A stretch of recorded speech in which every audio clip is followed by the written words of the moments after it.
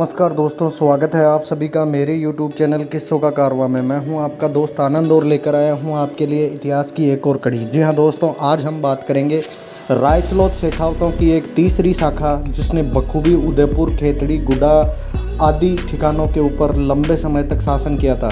जी हाँ दोस्तों, सबसे पहले अपन ने बात करी खंडेला के गिरधर दासोद शेखावतों के बारे में। उसके बारे में पूरी प्लेलिस्ट के अंदर एक अलग ही पूरे इतिहास की कड़ियाँ जुड़ी हुई है और 30 एपिसोड का टोटल इतिहास है खंडेला के इतिहास के नाम से। उसके बाद में दोस्तों अपन ने अध्ययन किया रावत जी के शेखावतों का, और वो सीकर के इतिहास के नाम से पूरी प्लेलिस्ट 25 एपिसोड की बनी हुई है।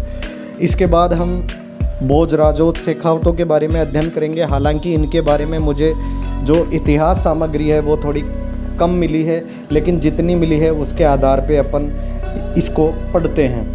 तो दोस्तों, रायसलोद शेखावतों की जो तीसरी शाखा थी वो थी भोजराज जी के शेखावत। उन्होंने काफ़ी टाइम तक उदयपुरवाटी, खेतड़ी, गुड्डा आदि कस्बों पर आदि ठिकानों पर शासन किया।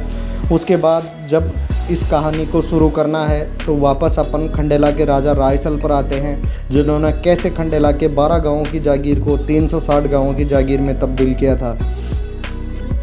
इनके एक अन्यतम पुत्र भोजराज जी थे, जो बादशाह के यहाँ 800 सदी और 400 घोड़े यानी कि 400 जात के मनसबदार थे। वे पाटन और भटनेर दोस्तों आज के हनुमानगढ़ किले के दुर्गाध्यक्ष भी रहे थे। भोजराज जी को भाईभट में उदयपुर मिला था, जिसे दोस्तों उदयपुर वाटी के नाम से जानते हैं या उदयपुर शेखावाटी भी कह सकते हैं। भोजराज जी के दोस्तों 3 पुत्र हैं, जिसके अंदर सबसे बड़े टोडरमल जी, उसके बाद केसरी सिंह जी और तीसरे नंबर के थे रघुनाथ सिंह जी। टोडरमल जी पिता की गद्दी पर बैठे।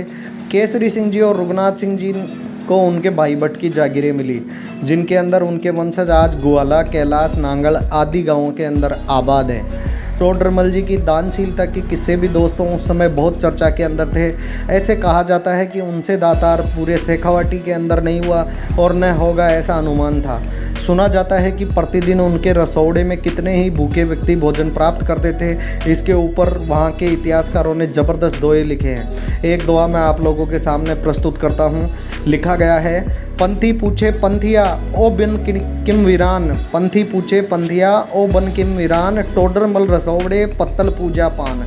जी में टोडर मल जठे सो सामंता ठंड, चढ़ू करे जिन चीख ले मीन रहे गरमंड। एक पथिक दूसरे पथिक से पूछता है, यह जंगल वीरान क्यों है? दूसरा पथिक उत्तर देता है, क्योंकि इस वन के सारे पत्ते टोडरमल के रसोड़े में जाकर के पत्तल बन गए हैं, जो खाना खाने के काम आते हैं। जहाँ टोडरमल जी भोजन करते हैं वहाँ अनेकों लोग भोजन करते हैं, और जहाँ वे चढ़ू करते हैं तो इतना कीचड़ हो जाता है कि मछलियाँ भी अपना घर बनाकर रहने लगती है। ये अतिशयोक्ति की गई है और इसके अंदर कोई दो राय नहीं है।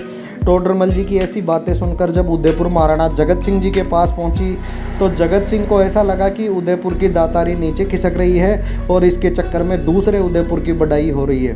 तो उन्होंने टोडरमल की दातारी की परीक्षा लेने की सोची और अपने चारण कवि हरिदास सिंडाईच को उदयपुरवाटी भेजा।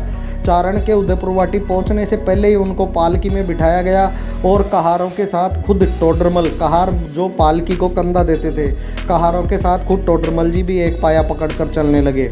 उदयपुरवाटी गढ़ में पहुंचने पर उनका भव्य स्वागत किया गया।